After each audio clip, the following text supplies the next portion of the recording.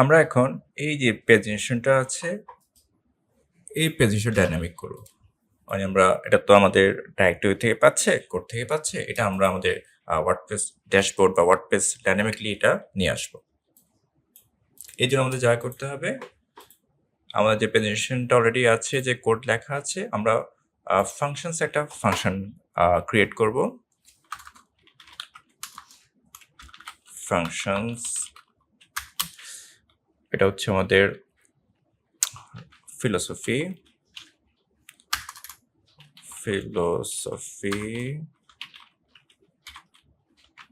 প্যাজিনেশন এই নামে একটা ফাংশন ক্রিয়েট করলাম আমরা।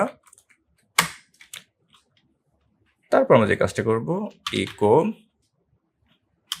প্যাজিনেট লিঙ্কস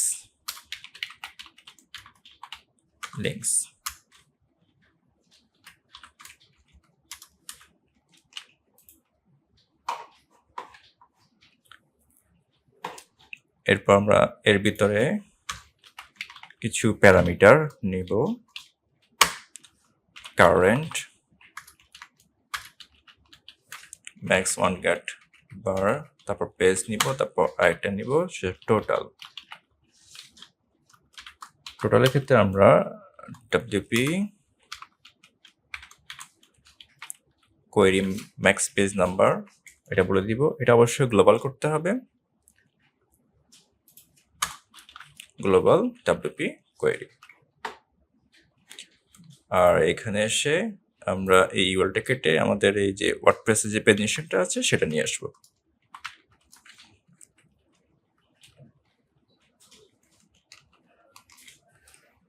এই যে এটা পিএইচপি, আমাদের ফাংশন নাম হচ্ছে, আমরা ফাংশনটা নিয়ে আসি এখানে।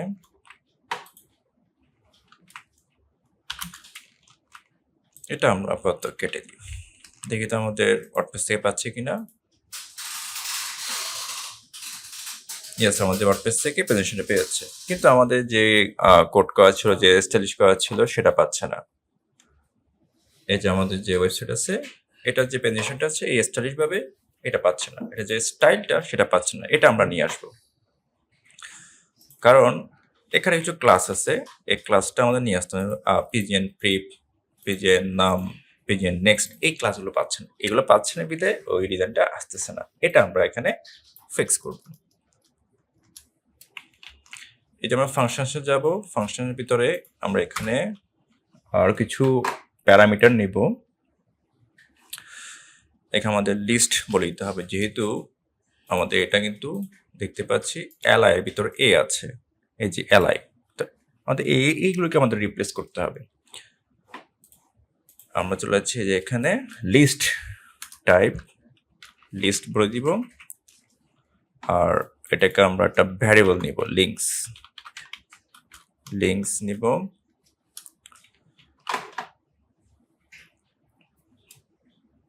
এরপর আমরা বাহিরে এসে অ্যাগেন লিঙ্কসকে কল করব, লিঙ্কস, তারপর রিপ্লেস করব, str রিপ্লেস,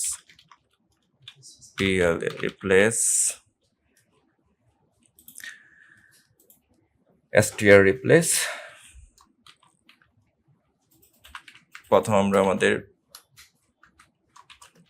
পেজ নাম্বারকে রিপ্লেস করব, নাম্বারস পিজিএন নাম নামে লিঙ্কস।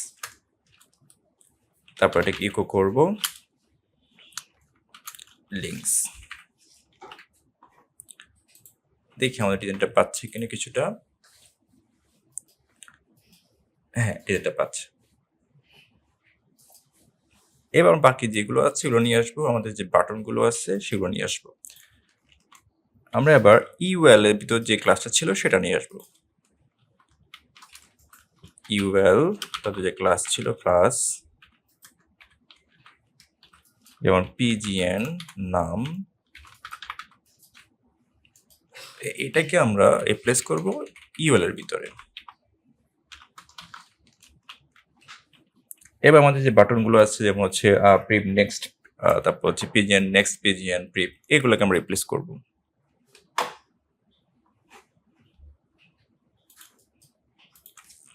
এটা হচ্ছে আমাদের প্রিপ, এই যে পিজিএন নাম্বার, এটাকে আমরা নিয়ে যাব pgn প্রিপ ক্লাস। আমরা নেক্সটও নিয়ে আসি, নেক্সট এখান থেকে আমরা নেক্সট। তাহলে আমরা ওয়ার্ডপ্রেসের যে ডিফল্ট যে প্রেজেন্টেশন ক্লাসগুলো ছিল সেগুলোকে রিপ্লেস করলাম আমাদের ডিজাইনের ক্লাস দিয়ে। এবার আমরা চলে যাচ্ছি আমাদের রেডিং সেটিংসে। এখানে আপাতত পোস্ট 3টা দেখাই। সেভ, এবং আমরা রিফ্রেশ করি। হ্যাঁ, অলরেডি আমাদের ডিজাইনটা অলরেডি পেয়ে গেছে।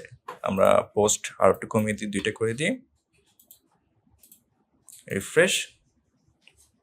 হ্যাঁ ঠিক আছে, আমি যদি অন্য একটা পেজে যাই তাহলে আমাদের প্রিভিয়াস বাটনও দেখতে পাচ্ছি, নেক্সট বাটন দেখতে পাচ্ছি।